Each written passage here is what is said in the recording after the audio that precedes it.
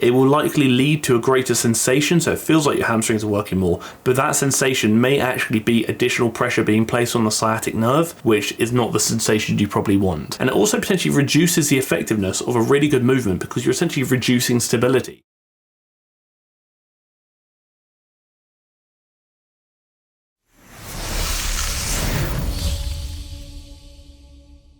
The last video I did on Leana Deeb went down very well. So well, in fact, that many of you actually sent me messages and other bits and bobs basically telling me to have a look at another one of her workouts that wasn't purely kind of glute focused. And that's actually what we're going to be doing today, in which we're going to be looking at a killer lower body workout, Train With Me by Leana Deeb. Most of the questions I get surrounding like workouts and training typically surround lower body workouts in general. So I figured, again, this would be a good opportunity to talk about some bits and bobs that this individual may be doing, and also some bits and bobs that I think maybe could be improved and could hopefully actually apply to your training, therefore improving your training. But before we do so, you know what must be done. If at any point throughout this entire video you either learn something from this video or decide you actually just like the video, then please let me know by clicking the like button down below, and maybe even by clicking the red button down below as well to subscribe to the channel, and potentially even tickle the bell next to it so you get notified when I upload every week, twice a week. And if you have a question you want me to answer at the end of the next video, then please do consider drop it down below in the comment section for comment question of the week, and I shall do so. Also, I'm going to throw a quick announcement out there.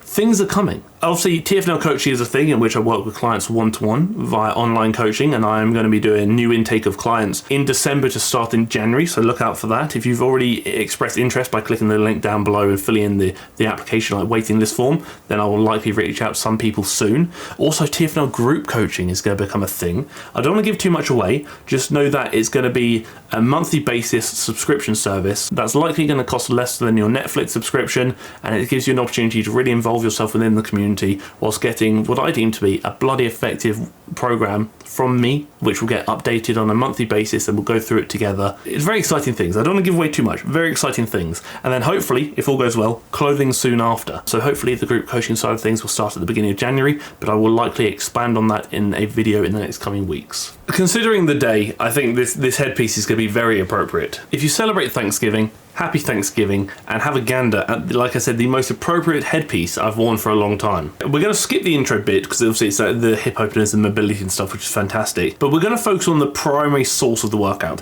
And this workout is split into kind of 3 areas, and each of those areas are going to be supersets. So we're looking at Superset One, which is going to be a glute dominant superset, in which we're doing the hip thrust superset with the cast glute bridge. Then we're going to go into Superset Two, which is going to be a deficit reverse lunge into jump squats. Superset Three, leg extension into RDL. We're all familiar with the hip thrust. This is a hip thrust in which your back is on a bench or some elevation and you're going all the way down, coming up. Immediately when the shins start shifting in and the angle changes, emphasis at that point is now coming away from the glutes and being placed on other muscles instead. So typically the glutes are kind of experiencing the most work typically when the shins, like so, are vertical. When doing glute bridges or hip thrusts, we do kind of want to look at keeping the shins as vertical as possible for as long as possible, as that additional range of motion, like I said, may be taking emphasis away from the target musculature, in this case being the glutes. And that's superset with a cast hip thrust, which is essentially a partial range of motion hip thrust where you're really focusing on that shortened position of the glutes, so that kind of top third or so. A couple of things to note. Firstly, I'm not a big fan of doing it with the dumbbell. If you think about how much Leana can probably barbell hip thrust versus how much she can dumbbell hip thrust, there's probably going to be quite a big difference, because again, you're not going to be able to put a massive dumbbell on your pelvis or on your hips. But the movement itself hasn't changed.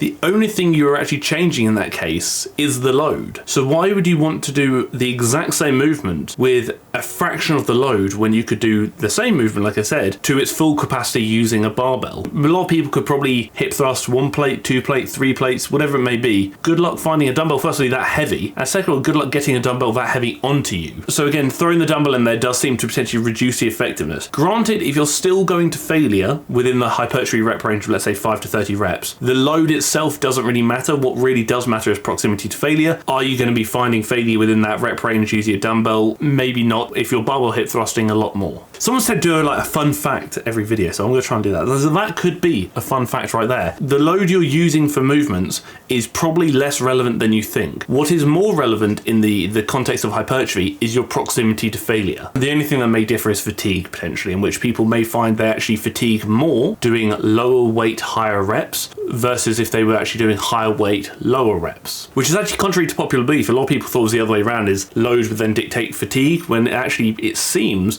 that reps or number of reps may dictate fatigue more than load would. The superset itself, in which you're doing, like I said, the hip thrust superset with the casket hip thrust, I actually back it. Although I'm typically not a huge fan of partial movements, so like partial range of motion movements, doing a hip thrust and then supersetting that with a partial version of that same movement after you've completed the full range of motion version, I think is a really good pairing. It's essentially an overload technique of kind of training to failure, of close to failure, and then doing some additional partial reps afterwards. I actually do back it. I think this is a great idea. Also, the last video I did on Leana actually received a few comments. One either stating something along the lines of Leana being on PEDs, so performance enhancing drugs, and the other one stating she doesn't work hard, it's simply just genetics. Two things I want to quickly bring up there is, number one, whether she is or isn't on performance enhancing drugs, it doesn't matter because it's her body, her choice. And also flip it around, although you can never say for certain because you never know what's going on, I would be very surprised if Leana was taking performance enhancing drugs. I think based on what I'm seeing, I strongly do believe she's a natural athlete. Flip around to the genetics argument of it's not hard work, it's just genetics. I think that's a really weak argument and it's a really poor comment to make. Again, I'm sure none of you made that comment whatsoever. I'm just saying I did get a few comments like that on the video and I wanted to address it here. Because ultimately that argument of, oh, it's not hard work, it's genetics,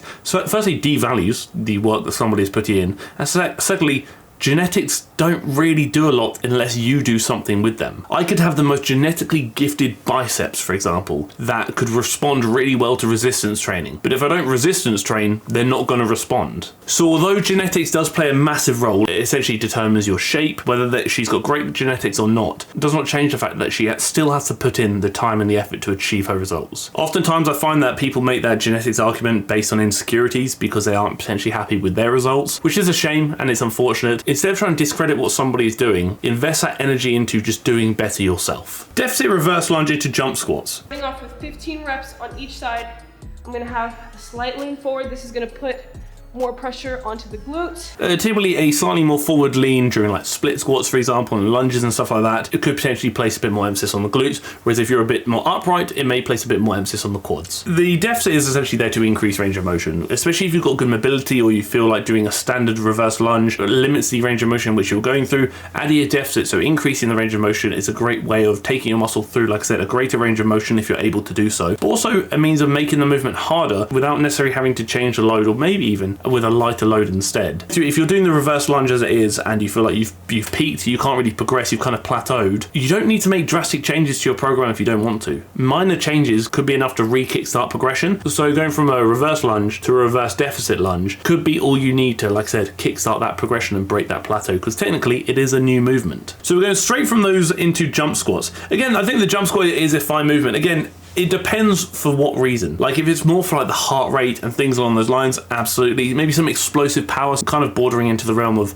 plyometrics and things along those lines, absolutely. For hypertrophy, probably not something I would include myself, probably not something I would place a lot of emphasis on. But again, if you want to, you certainly can. I'm not really a massive fan of supersets in a lot of cases, although there are some exceptions. So the first one being what Leana did earlier, which is essentially doing the hip thrust into a partial range of motion hip thrust as well. I think that's okay, I think it's pretty solid. And the other time I would choose to include supersets is with something called compound sets, in which you're essentially doing two movements targeting the same muscle in different positions. So for example, you would consider something like the leg extension superset with the sissy squat. So you're targeting the quads in their shortened position with the leg extension, followed by targeting the quads in their lengthened position with the sissy squat. And typically muscles fatigue first in their shortened position, so that's why we tend to prioritize the shortened position first during those supersets or compound sets, because you're going to have more left in the tank for the lengthened position afterwards. Whereas if you went lengthened to shortened, you may have fatigued so much that you can't really get a lot out of that shortened position dominant movement. But also flip around, there is a third consideration of supersets, actually technically a fourth. If you're limited for time, absolutely you can certainly include them. Also, if you enjoy them, you can absolutely include them if you want to. It doesn't have to be about this is science based, it's not. Do you need to do them because of time limitations, and do you want to do them because you enjoy them? If the answer is yes to either of those, then you've got a fair reason. The reason why I'm not a massive fan of them outside of those kind of points points I've mentioned is because essentially when you're doing like a superset, let's say chest and back, for example, here's our bar. Stimulus and fatigue are both down here. This is 0. So if you do chest, your stimulus goes up to here, and then you do back, your stimulus goes up to here. So you're at fair level of, let's say, 50-50 stimulus. But because you've obviously put those two movements back together, your fatigue is going to be much higher. So stimulus may be at 50, but fatigue may be at 100. Whereas if you did two chest movements, for example, so first chest movement to 50, second chest movement takes your stimulus up to 100, but your fatigue's also at 100.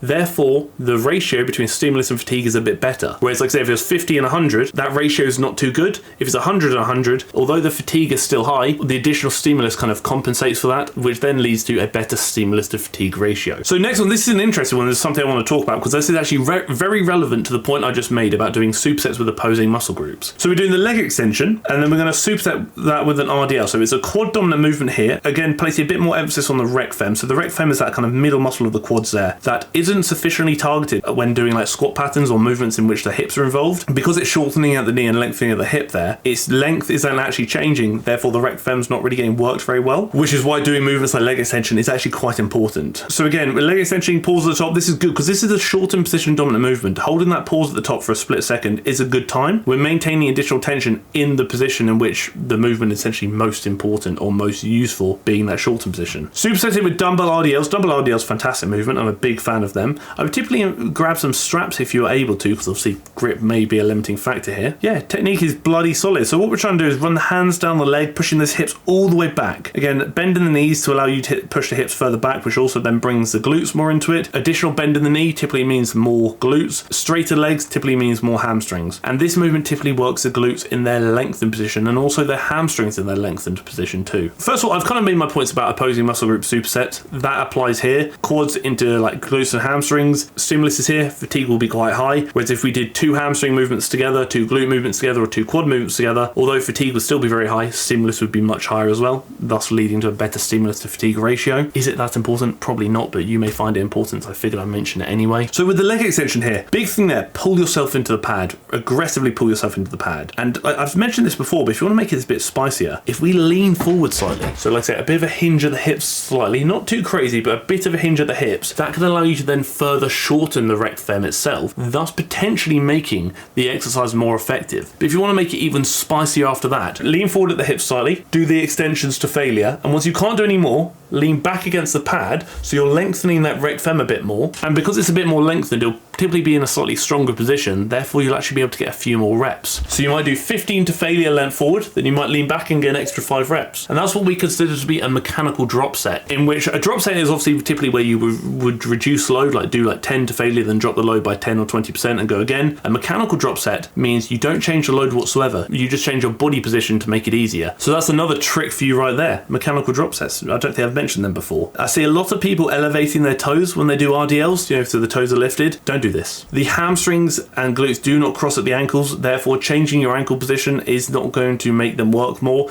It will likely lead to a greater sensation, so it feels like your hamstrings are working more, but that sensation may actually be additional pressure being placed on the sciatic nerve, which is not the sensation you probably want. And it also potentially reduces the effectiveness of a really good movement because you're essentially reducing stability. And a lot of times we think about effectiveness kind of goes into stability as well, and in the realm of hypertrophy, the more stable the better. But again, Leana's goals may not be hypertrophy focused. She does focus a lot on resistance training, so I figured hypertrophy is probably a relevant part of her training, but I think she probably trains for a few reasons of maybe a bit more of the functional side of things, whatever it may be. But either way, I think she's doing good stuff. I'm just saying these are a few tips and tricks that you can maybe incorporate to potentially improve your training. If I were to reorganize this with literally the same movements, how would I do it? You could either keep the hip thrust and the calf glute bridge together, or you could swap it so you do hip thrusts, working the glutes in their shorter position, superset with an RDL, working the glutes in their lengthened position. The only consideration there is maybe your lower back could fatigue. You know what, how about we tickle this? Well, let's go, again, there's no right or wrong, this is just an option. Like I said, although you can keep this as is, because I think this first superset is actually good,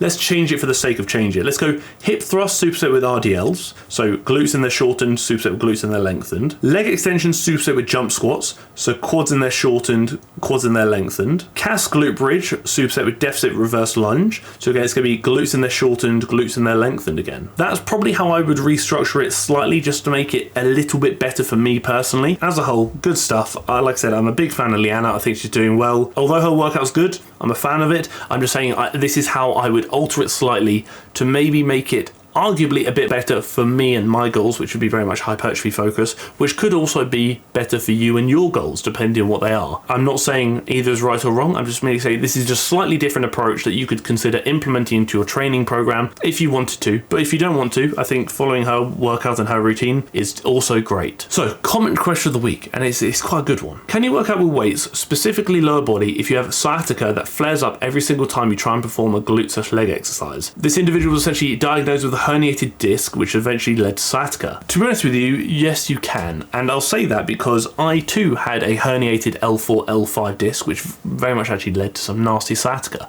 But what I did have to do is identify movements that hurt me and made it worse, and essentially not do them. The key there is looking for pain-free movement. Find a good physio, identify what hurts and what doesn't, eliminate the things that hurt, focus on the things that don't hurt, and make sure you're listening to your body. Do your exercises the physio gives you, don't overdo it in the gym, sometimes less is more, and really focus on finding that pain-free movement. And just be patient, it will get better, it just may take a little bit of time. That is it. That is the video. If you like the video and maybe even learned something from the video, then please do consider liking the video and maybe even subscribe to the channel by clicking the red button down below, and also potentially tickling the bell next to it so you get notified when I upload every week, twice a week. And if you too have a question you want me to answer at the end of the next video, then please do consider drop it down below in the comment section for comment question of the week, and I shall do so. Thank you for tolerating me. Thank you for tolerating my very appropriate and borderline funky headpiece today. And thank you for tolerating the video.